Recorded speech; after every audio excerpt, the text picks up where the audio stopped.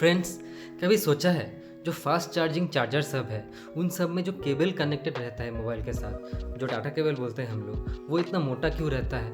ये Ohm's law से connected है। भी सोचा है जो वाटर टैंक सब है ये ज़मीन से इतना ऊपर क्यों होता है?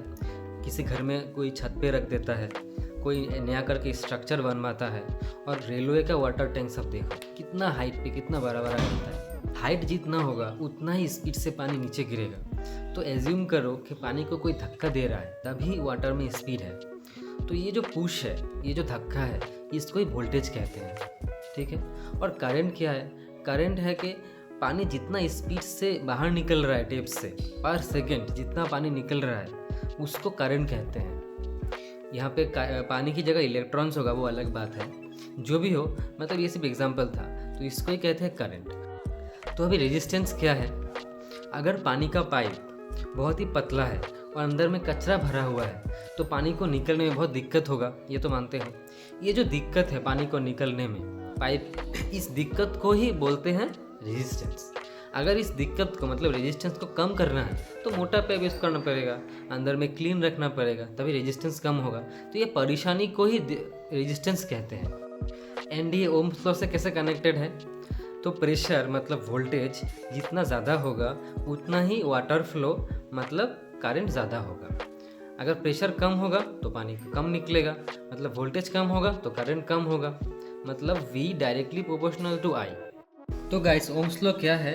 V directly proportional to I, मतलब V बढ़ेगा, वोल्टेज बढ़ेगा तो करंट भी बढ़ेगा। वोल्टेज अगर कमेगा तो करंट भी कम होगा, ठीक है। इस इक्वेशन को हम लोग ऐसे भी लिख सकते हैं, V इक्वल टू, इस प्रोपोर्शन साइन को जब हम उठा देंगे, यहाँ पे एक कांस्टेंट देना पड़ेगा, I के साथ एक कांस्टेंट R दे देंगे। कांस्टेंट मतलब इसका वैल्यू फिक्स रहेगा, ठीक है। तो यहाँ पे दो कंडीशन है।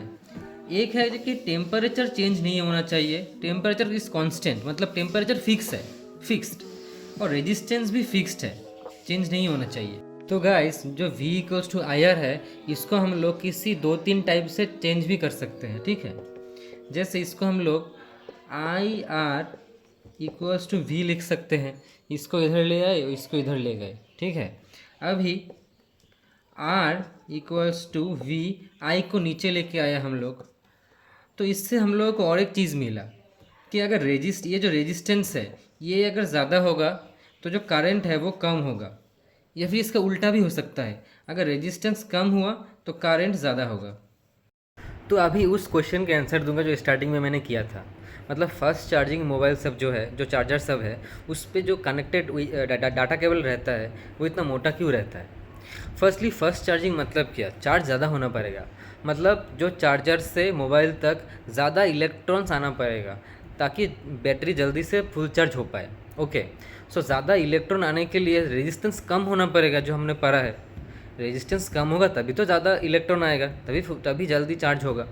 तो अगर रेजिस्टेंस कम होना पड़े तो हम लोगों को मोटा केबल यूज़ करना पड़ेगा ताकि रेजिस्टेंस कम हो सके, ठीक है। इसलिए आप लोग देखेंगे जितना ज़्यादा वाट का चार्जर होगा उतना ही वो डाटा केबल मोटा होता जाएगा ताकि फास्ट चार्ज हो सके। तो गाइस, अगर आपको ये कॉन्सेप्ट समझ आया तो लाइक कीजिए, और अगर ओम्स लॉ के रिलेटेड कुछ न्यूमेरिकल चाहिए तो कमेंट कीजिए।